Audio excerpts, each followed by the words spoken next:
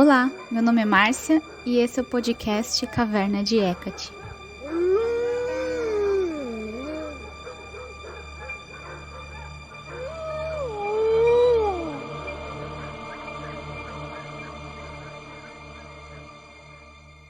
Antes de iniciar esse episódio, eu queria dar alguns recados para vocês. Então, se você estiver ouvindo em outro mês que não seja abril de 2022, talvez não faça muito sentido esse recado. O primeiro é que, se você me acompanha nas redes sociais, deve ter visto que eu lancei uma campanha de financiamento coletivo para um tarô que eu tô criando, que é totalmente voltado a Hecate. O nome dele vai ser Hecate Tarot. E vocês, devem ter visto que eu tô fazendo tudo em inglês, porque esse tarô eu vou lançar em inglês e o livro dele vai ter também o idioma português. Caso a gente consiga atingir a meta do financiamento e ir acima, do valor que eu espero, uma das metas que eu tenho é traduzir até para outros idiomas, principalmente para o espanhol, porque tem bastante gente que me pede para traduzir, tanto os meus livros, traduzir para inglês, espanhol. Então, o tarô eu vou conseguir fazer direto em inglês. Até por conta dessa parte do financiamento que eu tive que fazer, porque eu não teria dinheiro para custear tudo, é muito, muito gasto, muito caro mesmo para fazer o tarô, desde das ilustrações, depois a parte de impressão, enfim, tem várias coisas aí envolvidas nesse processo, por isso que eu fiz dessa forma, Meus livros eu já lancei direto, porque depende mais de mim, na verdade. Mas o tarô já é outro trâmite para conseguir lançar. E o último recado é sobre o rito dos seus fogos sagrados, que tem em maio. Para quem caiu de paraquedas, Esse rito é um rito anual que é feito mundialmente a Hecate por devotos do mundo inteiro. Então, se você quiser entender um pouquinho mais sobre esse rito, procura no meu canal no YouTube, Caverna de Hecate. Se você digitar no YouTube assim, Caverna de Hecate, Rito dos seus fogos sagrados, você vai encontrar uma live que eu fiz o ano passado tirando dúvidas sobre esse rito e também a live do rito que a gente fez ao vivo.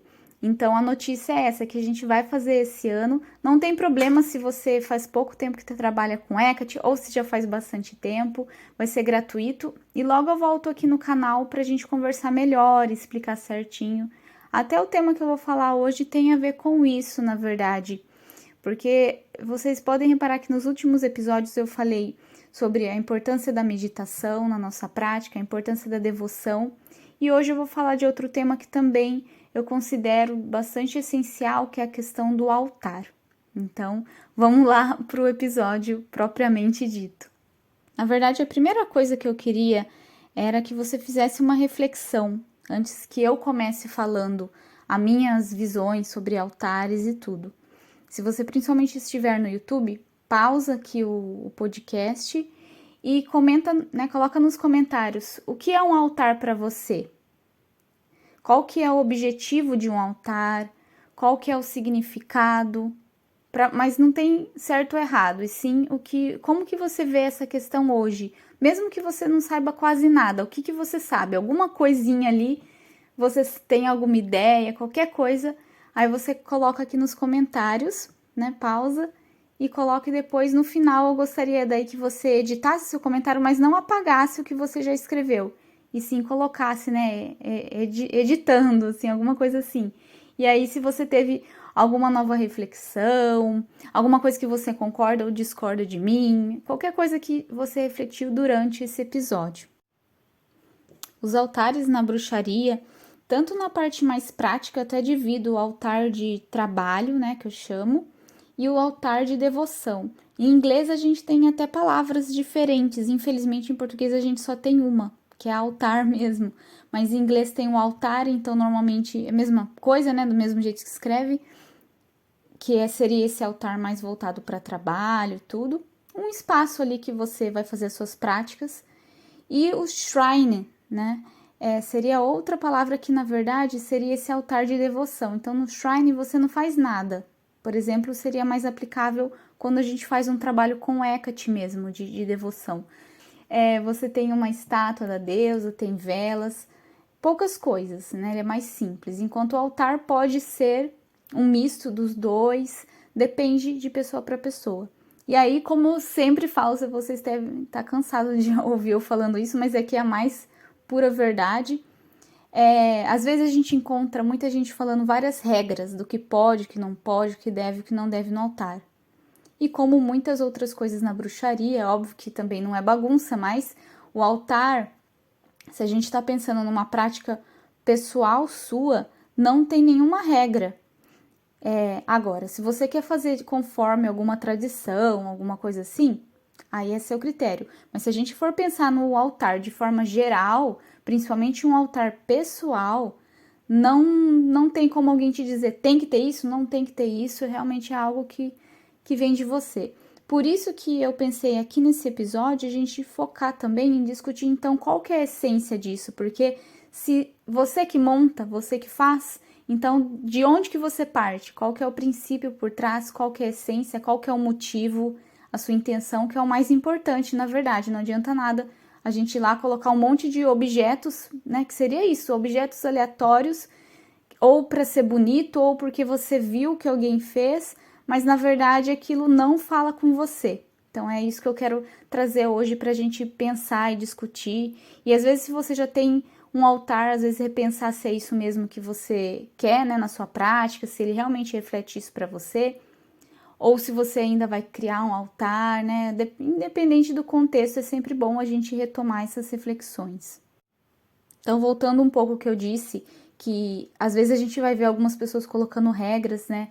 Mas é o que eu falei, depende do contexto que você está fazendo aquele altar. Aqui eu vou falar de forma realmente geral, pensando na essência.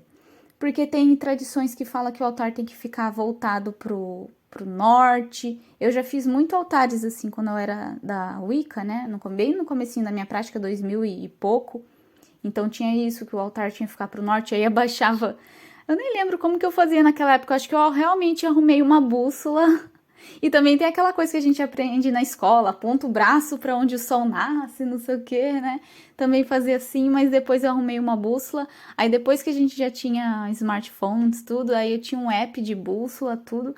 Mas sinceramente, hoje isso não é algo importante para mim, porque com o tempo também eu fui pegando todas essas coisas que disseram para mim que tinha que ser de certa forma, e mesmo quando tem justificativa, tem essa também, né? As pessoas falam: "Ah, tem que ser assim, tem que ser pro norte".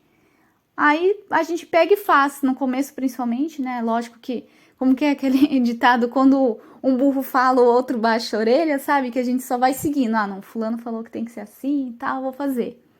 E depois a gente começa a se questionar o porquê daquilo. Aí tem toda uma explicação. Eu não lembro mais a explicação para isso, mas tem. E outras tradições também, tem tradições que você monta o altar para o leste. Enfim, tem várias regrinhas ali, mas tudo tem que ter uma justificativa. É óbvio que a pessoa que falou isso primeiramente, instituiu, ela tinha um motivo para fazer aquilo, seja esse motivo conhecido ou desconhecido. Agora, se para você não tem um motivo, ou se o motivo que te deram não faz sentido, aí cabe a gente a repensar essa prática pessoal, né? Então, hoje é uma coisa que, para mim, não é importante, essa questão das direções. Tem a questão também dos elementos, né, com cada direção, o que também varia de tradição para tradição. Então, às vezes, eu não nem lembro mais, gente, porque eu realmente não uso, mas se eu não me engano, o oeste é mais ligado à água e tal. Essa parte eu removi da minha prática, assim, com o tempo. Eu trabalho com os elementos, mas não dessa forma, porque eu resolvi ir mais para a essência do que fazia sentido para mim, das questões do contato com a natureza e tudo, e a partir daí que eu fui colocando. Eu não digo que você não deva fazer, principalmente no começo, às vezes é legal sim a gente partir de uma estrutura para entender o porquê que as pessoas fazem daquela forma, para depois, sim, você já fez daquele jeito, aí você adapta para o seu jeito, ao invés de já inventar o seu jeito de cara. Então, isso é resultado, né, de anos da minha prática. Então, só contando para vocês como que aconteceu comigo. E eu era muito chata com altar, assim, quando eu era wicana. Até depois que eu continuei carregando isso em mim, que tinha que estar voltado para a direção certa, o altar. Aí, do lado direito, a vela do deus, do lado esquerdo, a vela da deusa. E tem que ser vela branca, preta. Aí, eu lembro que também ia o pentáculo bem no centro do altar. O incenso fica desse lado, o atame desse. Tinha várias, né? Tinha até livros, eu não lembro qual livro, mas tinha até um desenho, assim, de como que tinha que ser o altar. Mas é o que eu falei pra vocês, aí era um altar wicano, de uma certa tradição e tudo. Na minha cabeça, na verdade, por muitos anos, um altar tinha que ser daquele jeito. Antes de ter acesso, assim, às redes sociais, quando a gente não tinha tudo isso que a gente tem hoje, esse acesso que a gente tem às práticas das outras pessoas, né? Era mais por livros, ou se você tivesse contato com alguém, se a pessoa te mandasse foto, mas mesmo assim não tinha ainda celular com câmera, essas coisas. Tinha que tirar a foto e mandar revelar mesmo aí para alguém te mostrar como era, e não era uma coisa tão comum como é hoje. Então, quando eu comecei a ver altares de outras pessoas e falar, não, mas tá tudo errado, a pessoa não soube montar porque ela não colocou isso, aquilo, aí que eu fui entendendo.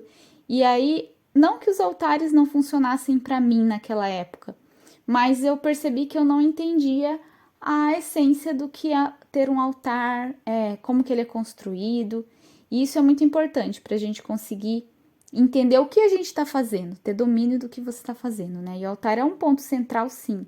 Tanto que quando a gente entra nas redes sociais, TikTok, Instagram, YouTube, o altar costuma ser o que é mostrado, até porque ele é a parte física da nossa prática. Então, ele seria esse ponto central, é onde a gente vai desenvolver as nossas práticas.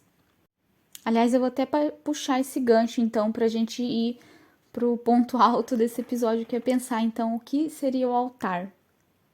Como eu disse, para mim, esse ponto, pensando na parte física mesmo, é esse ponto onde eu coloco as minhas práticas, né? Se eu tô fazendo um feitiço, aí que eu falei para vocês essa questão do altar de trabalho. Também é um ponto não só então físico, mas também de concentração de energias.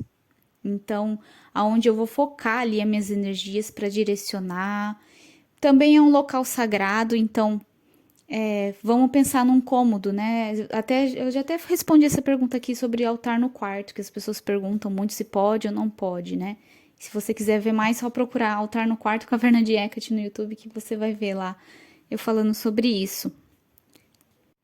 Mas independente do ambiente da casa que o altar está, é fato que o altar, então, ele separa as questões mundanas da nossa rotina, da nossa casa, com o nosso sagrado, com a nossa espiritualidade. Então, ele se torna um ponto liminal por si só.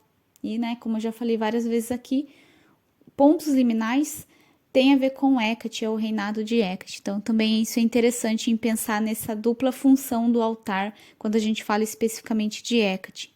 Ele é como se funcionasse como uma encruzilhada dentre os mundos, tanto da gente pensar nos espíritos, né, nas divindades, quanto da nossa vida, na nossa rotina e da nossa prática na bruxaria, nossa prática espiritual, devocional, etc.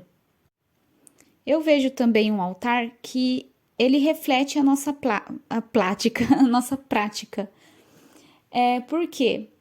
A gente vê, que eu falei para vocês das fotos, sempre tá tudo arrumadinho. É óbvio que o meu altar eu tento manter o mais arrumado possível. Eu tenho 2 altares, na verdade. Eu até tava pensando se eu ia mostrar em vídeo tudo.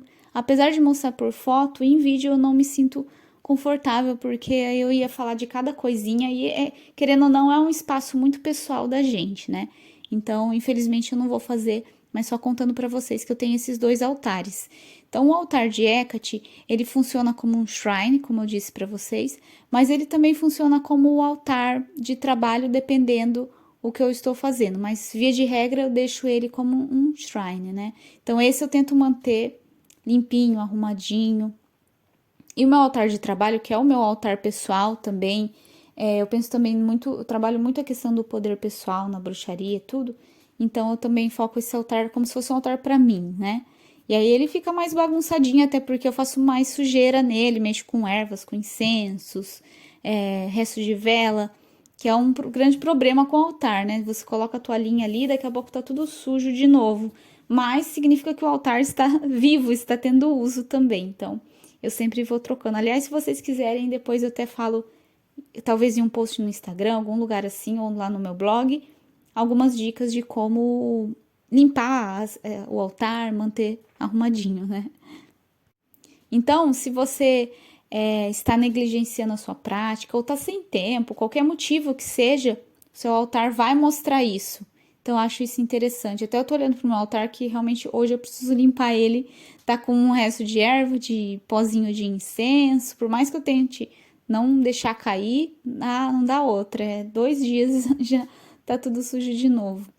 Então, é interessante isso, porque por mais que esteja corrida a sua rotina, tudo, você vai passar ali pelo seu altar e você vai ver um espelho da sua prática, como que estão as coisas. Eu não sei se acontece com vocês também, mas, por exemplo, meu altar de trabalho, dependendo da época, eu não tô usando muito ele. E aí ele está arrumadinho, né? Porque eu não mexi. Mas eu olho para ele e eu sinto como se as energias, como se ele estivesse sujo, né? Como as energias estivessem estagnadas mesmo. E aí, mesmo estando arrumado, eu tiro tudo, limpo, começo de novo. Até eu não vou entrar nessa parte aqui sobre isso de altares, porque aí esse é um assunto muito amplo, né? Como que a gente mantém um altar e tudo.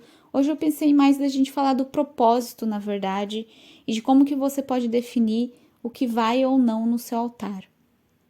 Então tem isso que é bastante importante, esse espelho físico da nossa prática. E aí é óbvio que tem pessoas que comentam, isso sempre surge, que tem gente que não pode ter um altar físico. Eu digo assim, faça o máximo possível para você ter, né? Na hora de montar um altar, a gente pode ter muitas desculpas, muitos desafios, mas dê o seu melhor. Tem os altares também que são transportáveis, né? Que às vezes a pessoa faz numa caixinha, ou faz um altar que monta e desmonta. Por muitos anos foi assim para mim. Eu desmontava e montava de novo. Mas aí eu fui percebendo que sim, que é interessante ter um altar físico, justamente pelo que eu falei para vocês, para você ter esse ponto de contato com a sua prática e esse espelho. Então é importante. Às vezes, se você não pode montar em casa, seja criativo, né? Use a sua criatividade. E aí, ao entender a essência, aí você vai conseguir saber como que você pode fazer isso. Porque às vezes, vamos supor que tem um parque que você pode ir e, sei lá, você colocou algumas pedras ali, formou um círculo com pedrinhas e já é o seu altar. Desde que ele atenda o objetivo que é ser esse ponto central da sua prática, onde você consegue ter esse contato com esse espaço sagrado, onde esse ponto liminal, como eu disse. Outra coisa também que o altar me transmite, e aí é por isso que é importante a gente manter ele limpo e pensando que ele é um espelho, então ele nos influencia e nós influenciamos ele, que quando eu sento diante do meu altar, automaticamente eu já passo por um processo de purificação e de centramento, de ancoramento, me aterro. Então é importante que aconteça isso, né? Se você acha isso importante, porque quando a gente senta ali é o momento que a gente vai entrar na nossa prática. Como que isso é criado? Eu sinto que na verdade é um processo que vai acontecendo, desde a forma que você vai montar o seu altar, o local. Por isso que tudo isso a gente tem que ter intenção, pensar bem, fazer com carinho, com amor, porque isso vai se construindo. E também pelo uso ali, conforme você vai ter nos instrumentos, né? Óbvio que é ideal que você os purifique, consagre antes de ter esse uso sagrado. Então, todas essas energias estão ali, conforme o tempo também. A minha estátua de Hecate, eu até comentei com vocês já que eu demorei para comprar. Aliás, preciso lembrar de falar disso nesse episódio mais um pouquinho para frente, só encerrar essa parte. Mas é uma estátua que está comigo há alguns anos já. E é diferente quando você tem um instrumento, principalmente a estátua, que é um ponto tão central num altar a Hecate, você cria essa relação com aquele instrumento que passa a ser né, só um instrumento, mas algo sagrado, algo que tem vida. Até no meu livro, né, As Faces de Hecate, eu falo lá no segundo capítulo, né, tirando a introdução sobre soteira, eu ensino a fazer essa vivificação da estátua. Então, eu percebo sim uma grande diferença numa estátua vivificada de uma estátua que não foi propriamente vivificada. Então, lá eu ensino um dos processos que você pode fazer e eu sinto isso da minha estátua, como se ela realmente estivesse viva. Então, isso é bastante importante também num altar, né? Que esses instrumentos sejam imbuídos com a sua energia, com a energia da sua prática, que você realmente seja rígido nessa parte de purificação. Nossa, uma coisa que eu vejo que eu acho terrível, é óbvio que cada um tem a sua prática, mas às vezes eu vejo assim, eu já vi, né, foi gringo, tá? Não tô jogando indireta pra ninguém. Eu vi a pessoa colocando, sei lá, por exemplo, tomei água, coloca o copo em cima do altar, ou se maquiou e deixa ali em cima do altar, a não ser que seja um altar que você fez pra isso, pra... Tem pessoas que têm o altar da beleza, né? Que coloca as maquiagens. Se não é pra isso, se não era pra estar ali, pra mim o meu altar é um espaço sagrado, não pode colocar outras coisas. Então, se você acha também isso importante, mas você acaba tendo esse hábito, né? Às vezes a gente tá ali e coloca. No altar não, coloca no chão do lado, mas no altar, eu acho que a partir desse momento a gente tira essa sacralidade daquele espaço. Então, realmente trate aquele espaço como sagrado. Acho que é uma regra bem importante para a gente pensar. Se aquele espaço é sagrado para você, trate-o como tal. Daí entra toda essa questão de não ficar colocando coisas que não eram para estar ali. Tem gente que gosta de mais simples, mais carregado, aí é seu critério mesmo.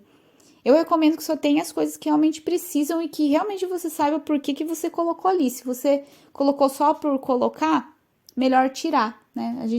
E o outro altar também vai mudando, como espelho, ele vai mudando conforme a nossa prática vai mudando. Então, tudo bem, né? Da gente. Às vezes, meu altar, nossa, eu acho que tá super ressoando comigo. Essa é uma coisa importante também. Você tem que olhar para aquilo e se sentir satisfeito com aquilo. Se não tá satisfeito ainda, mudar às vezes as coisas de lugar e tudo. Independente se tem uma estátua que você mesmo fez ou se é uma estátua super cara, isso é o de menos. O que importa é você estar feliz com o seu altar, né? Essa parte estética aí vai de cada um e também financeira que não adianta nada, né? Eu já falei várias vezes também pra vocês aqui, não adianta nada a gente ter um monte de coisa cara e aquilo não faz sentido. Tem que fazer sentido, né? Primeira coisa. E também no meu livro Bruxaria Catina tem um capítulo sobre o altar, o que vai num altar de Hecate normalmente, por isso que eu também não vou entrar nessas questões aqui. Mas da estátua, eu queria falar uma coisa específica aqui para vocês refletirem, né? Quando a gente começa a trabalhar com Hecate, eu vejo muitas pessoas já, a primeira coisa que elas querem para montar o altar é comprar uma estátua. Eu recomendo que você não compre de imediato. Primeiro porque você não sabe como que vai se dar o seu trabalho com Hecate, às vezes não é para você, sabe? Então vamos começar com o que tem que ser começado, que é primeiro entender sobre Hecate, estudar sobre a deusa, entender a história dela, ao mesmo tempo que você vai desenvolvendo a sua relação pessoal, a sua visão pessoal. Então essas duas coisas caminham juntas. E aí depois sim você pensa na estátua. Por que eu digo isso? Comigo, até eu senti, vocês vão ver, quem acompanhar minha lojinha também na Hecate's Cave Shop, no Etsy, vai ver que agora eu coloquei para venda algumas estátuas de Hecate. E eu estava olhando essas estátuas e refletindo que, dentre as três, só uma que ressoaria comigo. E isso é muito importante, porque se você coloca uma estátua que não ressoa com você ou ela pode até distorcer a forma que você vai ver Hecate. Então, digamos que você acabou de começar a trabalhar com a deusa e já compra uma estátua, coloca no seu altar, monta tudo. Aquela imagem vai refletir a forma que você vai desenvolver sua relação com Hecate. Eu percebi muito com a estátua que eu obtive, né? Que demorou, eu esperei até que a deusa me mostrasse como que seria essa estátua, tudo. Então, eu acho isso muito importante, você realmente esperar. Enquanto você não tem essa estátua, aí você pode usar imagens, imprime, coloca num quadrinho, não precisa ser feio o seu altar por causa disso, sabe? Compra um quadrinho, ou se você já tem, até melhor ainda, né? Um quadrinho bonitinho, assim, com a moldura. Eu gosto daquelas molduras bem cheias de coisas, assim. Eu fazia assim, sabe? Faz uma coisa simples, e aí eu recomendo que você pegue imagens históricas da deusa. Comece por aí e não as modernas. Depois que você já estabeleceu essa relação com Hecate, uma visão pessoal de Hecate, aí sim fica mais fácil de você poder escolher. Mas é melhor você ir lá para o começo, pegar essa parte mais histórica, tudo para você entender como que os devotos de Hecate viam ela ao longo da história. Então, lá quando o culto dela começou, aliás, de quando a gente tem registro, na verdade. Eu vou deixar aqui na descrição para vocês um link de uma pasta que eu criei no Pinterest, que eu coloco um monte de imagens assim, antigas de Hecate. Eu tenho 2 pastas lá, representações modernas e históricas. Então dá uma olhada nessa pasta de representações históricas, vê se você ressoa com alguma delas para colocar no seu altar. E aí vai estudar sobre os símbolos, cada um deles, mas não o que as pessoas falam e o que elas acham, e sim realmente o simbolismo original, o porquê que Hecate tem ligação com serpente, o porquê da chave, das tochas. É muito fácil quando a gente procura esses símbolos ver mais a interpretação dos outros e que às vezes do jeito que a pessoa escreve ele até parece que realmente é histórico, mas tem uma diferença entre ser histórico ou não. Então, no meu livro tem, no Bruxaria Catina, né? Também eu coloco lá. Tem um capítulo só sobre isso para vocês ir buscarem. Lá eu coloco referências para você ir a fundo. Então, cada símbolo de Hecate a gente vai saber, né? Até porque a Hecate tem aparência jovem, então tem muito disso também. Que falam que quando a gente começa a estudar sobre Hecate, acha que Hecate é anciã. Outro dia eu vi também alguém falando que Hecate era grávida. Hecate nunca foi representada dessas formas na antiguidade. Ela até começou sendo representada com um corpo, depois com 3 corpos. Também é importante entender o porquê disso. Eu falo aqui no episódio, se você acompanha, vai acabar encontrando em algum momento explicando. Então é importante você entender essa história para aí sim começar a criar uma visão de Hecate, senão você vai acabar se relacionando com uma divindade que não é Hecate. É por isso que eu acho importante isso. É onde eu queria chegar com isso. Os animais da deusa. Então é tão importante a gente conhecer essa história, esse simbolismo original, e a partir daí você vai lá e desenvolve as suas próprias experiências, vivências, né? Não que não seja válido. A questão da chave, por exemplo, até uma vez eu ouvi alguém perguntando quantas chaves Hecate carrega, né? E a Sorita Deste, que é a maior autora aí do mundo sobre Hecate, ela falou que é uma só. E aparentemente é uma chave ligada ao submundo. Então a gente vê muito a ligação com mais de uma chave. Para mim, eu gosto de relacionar Hecate com 3 chaves, né? Um número muito ligado a Hecate, mas eu sei que historicamente é uma. Por isso que eu digo para vocês, né? Apesar da gente saber essa parte, aí a gente desenvolve as nossas próprias crenças, experiências. Por isso que realmente não é interessante você colocar uma estátua logo de cara. Você vai começar a se relacionar com aqueles símbolos, principalmente se for uma estátua bem moderna, né? E aí pode ser que atrapalhe um pouco, na verdade, na sua visão de Hecate. Eu dei muitos círculos nisso, mas era para dizer isso. E aí eu queria só dar uma dica final. Acho que eu não sei se eu consegui me expressar nesse episódio da forma que eu gostaria, porque o altar para mim foge muito de palavras. Ele é uma coisa muito importante realmente na prática. E é importante a gente entender. Entender também que no começo da nossa prática nem tudo vai ser 100% claro. E essas visões, esses significados das coisas, eles vão se aprofundando com o tempo. Isso também que é a beleza da prática na bruxaria. Por isso que chama prática, não é uma coisa que tem um fim. É algo que você sempre vai trabalhando, desenvolvendo. E que às vezes a gente está mais distante, está mais próximo. E isso tudo influencia, é bem dinâmico. Mas uma última dica que eu queria dar é para quem não pode ter um altar físico. Acho que eu já mencionei, até alguém veio comentar comigo, de ter um altar no plano astral. Sim, é totalmente possível, porém eu recomendo que ainda assim você não dispense o altar físico, tá? É o que eu disse no começo do episódio. Às vezes, pode ser que aquilo para você não funcione, mas é melhor que você teste primeiro, já que é algo estabelecido, que as pessoas que estão mais tempo nesse caminho recomendam. Então, você vai lá, testa por você mesmo, entende o porquê que as pessoas fazem aquilo, e aí sim você tira as próprias conclusões, ao invés de simplesmente nem tentar fazer da forma que é feito, né? Se tanta gente faz, tem algum motivo. Aliás, não é nem de agora altares, né? Se a gente for olhar para a história, nos templos, lá na antiga Grécia, tudo o altar já existia. Então é interessante também você buscar o que era um altar, né, naquela época, como era feito, até porque é totalmente diferente de como a gente vê um altar hoje, essa diferença de altar e shrine, né?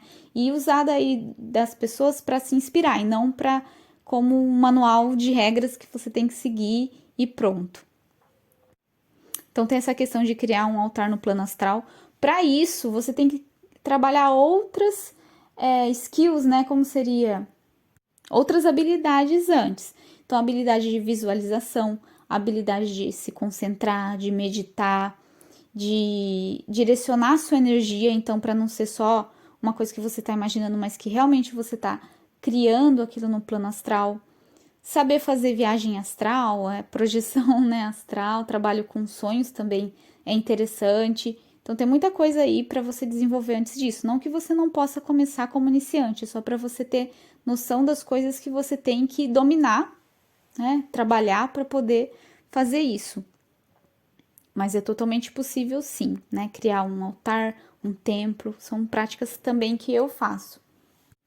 Mas também pensando na parte física, pensa em tudo que eu te falei aqui sobre qual que é o significado do altar. Então, só retomando, essa questão de se sentir equilibrado, centrado, se conectando com as energias da natureza, ou com o Hecate, ou com qualquer outra divindade, ou espírito que você trabalhe, como que é esse sentimento para você?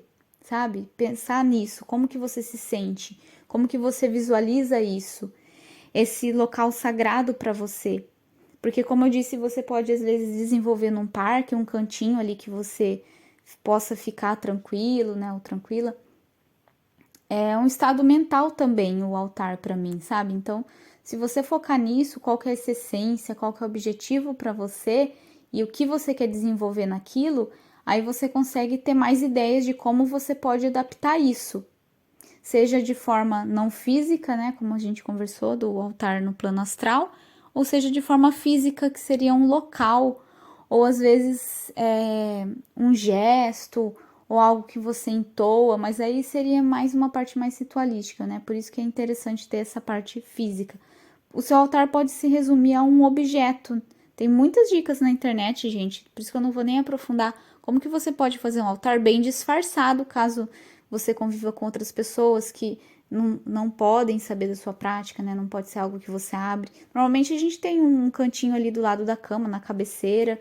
Então você pode ter objetos que simbolizem o que você quer, né? Vamos supor que você quer os 4 elementos. Aí você coloca coisas que representam isso, um vasinho de planta, pode ser uma vela que você nem acende, mas para representar o fogo, ou aquelas velas a bateria. Nossa, eu não vou lembrar todas as opções que eu já vi, né? O pessoal fala também para representar o ar uma pena. Ninguém precisa ver as coisas que você tá fazendo, uma pedra, né? Coisas naturais assim. Não vou entrar em detalhes realmente aqui, porque aí seria outro tópico, como criar um altar disfarçado ou como criar um altar de viagem. Isso vocês acham direto. Eu queria trazer mais aqui para que você refletisse o porquê que você está fazendo isso e qual que é a essência e qual que é a energia que você quer trazer com isso. Porque a partir disso também você consegue estabelecer o que você vai colocar no seu altar e o que você não vai colocar. Né? Também tem essa dúvida. Como que vai colocar, o que? Então, tentar colocar as coisas só essenciais, não deixar um monte de tranqueira, né? O que você não tá usando. Tanto que o meu altar, ele é como se fosse um armarinho. Então, embaixo eu guardo as coisas que não estão sendo usadas naquele momento. Às vezes, porta-vela, incensários, essas coisas, né, que a gente não tá usando o tempo todo. Então, tentar tirar, deixar só o básico mesmo e manter organizado e tudo.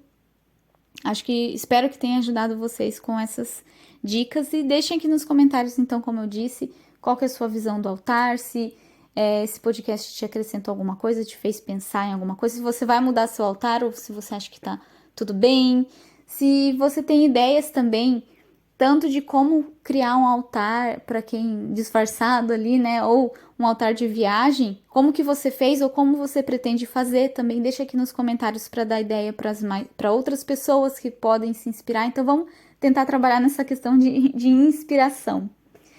Então é isso. Logo, logo eu volto para falar para vocês sobre o rito dos seus fogos sagrados, mas é por isso também que eu resolvi falar sobre altar.